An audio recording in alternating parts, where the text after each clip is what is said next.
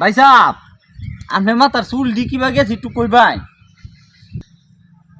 আমার মাথা চুল্লি কেমনে গেছে এটা যদি কই তাহলে তো কইবেন যে আমি গপ্প করি। আচ্ছা গপ্প করি না, এটা আগের দিনে যা করছি তা পরিচালনা করি। আচ্ছা তাহলে আগের দিনের এই কথাটা আমি কইতাছি। হুম বৈশাখ মাসের দিন হুম রোদ দেখিতে উঠছে, তোমার এক বস্তা 2 মহিনা বস্তা ধানের বস্তা মাথাত লইছি, আর একটা বুগলো লইছি। আই সব্বন লইয়া আমার শুধু ভাইটা আছেন সাথে শুধু, এটা কাটতে যাইতাম না, উঠ কান্দ।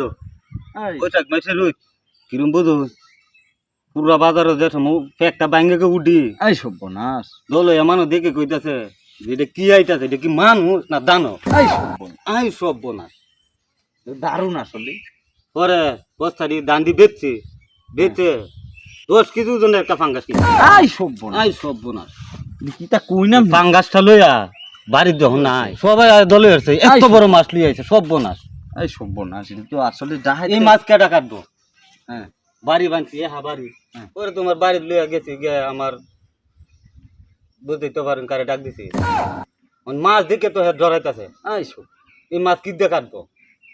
আচ্ছা আগের দিনে তো দা মনে করেন তো ওই যে বাঙ্গা সুঙ্গা দায়িত্ব আছে, বডি আর কি। হুম, আচ্ছা body। আচ্ছা এই দাদা কই দাঁড়াইবো মানে খুঁজতেছে, দাঁড়ানি জায়গাই নাই। দাঁড়ানি জায়গায় নেই। আই সব্বন আই সব বোনা পরে খুঁজতে যখন কিছু পায় না, আগের দিনে তো বালু দিয়ে দাঁড়াইতো, আচ্ছা মানে বালু কি এর মধ্যে যে দাঁড়াবো এটা খুঁজে মাছ দেখি। সব্বনাশ পরে আমি কইছি খুঁজতে কোনো কিছু পাস না, তো বালু দিয়ে আমার মাথার দে দে দাঁড়া দে, আমাদের বসা দে দে, দাঁড়াইতে দাঁড়াইতে ঘষতে ঘষতে আমার চুলো দেখতে ভালাই দে।